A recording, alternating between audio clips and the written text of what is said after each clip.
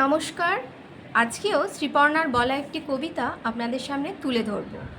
কবিতাটির নাম হলো ভালো থেকো মা। কবিতাটিতে ছোট্ট রুমি তার মাকে হারিয়েছে চিরজীবনের মতন। রুমির মা চলে গেছে না ফেরার দেশে। রুমি তো সেটা জানে না, সেই কারণে রুমি লিখছে একটি চিঠি তার মাকে। এইটি নিয়েই আজকে কবিতা ভালো থেকো মা। শুনুন, আর কেমন লাগলো আমাকে অবশ্যই কমেন্টসে জানাবেন। নমস্কার। কবি অপূর্ব দত্তের লেখা ভালো থেকো মা।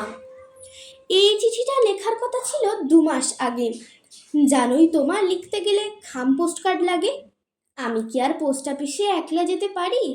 আমার যাবো বলতে কেবল পল্লবীদের বাড়ি। তাও ভাগ্যিস এক পাঁচিলে খুব উঁচু নয়, তাই 5-6টা থাক ইট সাজিয়ে টপকে চলে যাই। ছোড়দাকে রোজ বলতে বলতে আজকে হলো দয়া, জোড়া শালিক দেখলেন বলেই দিনটা এত পয়া। তোমার জন্য আমার মাগো কি মন খারাপ করে, যতই ওরা তোমার ছবি টাঙিয়ে রাখুক ঘরে। তাতে কি আর মন ভরে মা? সত্যি বলছি শোনো। ছবির মা কি আদর করে, গল্প শোনায় কোনো? বাবা বলে তোর মা গেছে দূরে, অনেক দূরে, এই ধরনের শিমুলতলা কিংবা মধুপুরে।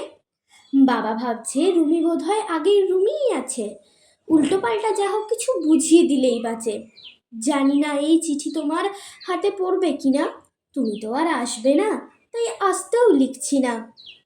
একটা কথা চুপি চুপি লিখছি তোমায় শেষে, তোমার রুমি ভালোই আছে তার সে নিজের দেশে। ভালো থেকো। আমার কথা মনে পড়লে বলো। এবার উঠি, পিয়ন কাকুর আসার সময় হলো।